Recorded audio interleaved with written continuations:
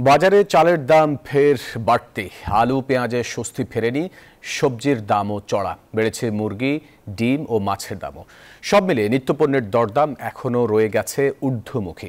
ছুটির দিনে রাজধানীর কারওয়ান বাজার ঘুরে এমন চিত্র দেখা গেছে। আওয়ামী লীগ সরকারের পতনের পর নিত্যপণ্যের বাজারে স্বস্তি ফিরবে এমন প্রত্যাশা ছিল সাধারণ মানুষের। তবে অন্তর্বর্তী সরকারের দায়িত্ব গ্রহণের 2 মাসেও কমেনি নিত্যপণ্যের দাম।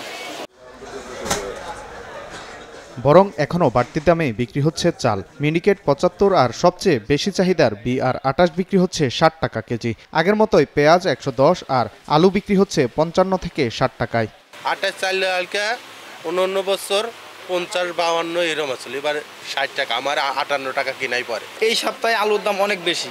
যে জায়গায় আমরা আপনার কিনা বলতে হলো আপনার 3200 টাকা বস্তা, এই জায়গায় এখন আপনার 3280। চড়া রাজধানীর সবজির বাজারও। পেঁপে ছাড়া কোনো সবজি মিলছে না 70 থেকে 80 টাকার কমে। কাঁচামরিচ 280 টাকা, টমেটো 180 আর বেগুনের কেজি 170।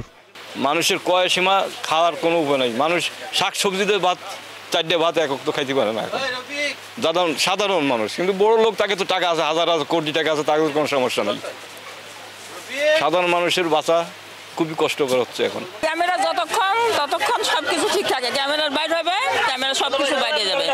আপনাদের নিম্নবিত্ত মানুষের পক্ষে সম্ভব না সবজি কিনে খাওয়ার। দ্বিগুণ সব কিছুতে দাম। আমি মাসে ইনকাম করি 20,000 টাকা, মনে হয় 20,000 টাকা কাঁচা তরকারি কিনলেও মাসে হয় না, এমন এত দাম তরকারিতে। আপনি সেম 300 টাকা কেজি, কি মনে করছেন? 100 গ্রাম নিলাম, কি করবো? নতুন তরকারি খাইতে মন চাইতে। সিন্ডিকেটটা কারণ বাজার এখনো চলতেছে, আগে প্রকাশ্যে চলতো, কিন্তু এখন আপনার এটা নিচু বছর গোপনে চলে আর কি। ঠিক আছে, প্রত্যেকটা ব্যবসায়ী চাঁদা দিয়েই দিতেছে। তাদের চাঁদার যে প্রভাবটা, এটা তো মালের উপরে নির্ধারণ করে। মাছ, মুরগি আর ডিমের বাজারও ঊর্ধ্বমুখী। প্রতি ডজন ডিমের দাম বেড়ে দাঁড়িয়েছে 170 টাকায়। ব্রয়লার মুরগি ও পাঙ্গাসের কেজি 200 টাকা। ছোট আকারের রুই 260 আর তেলাপিয়া বিক্রি হচ্ছে 220 টাকায়।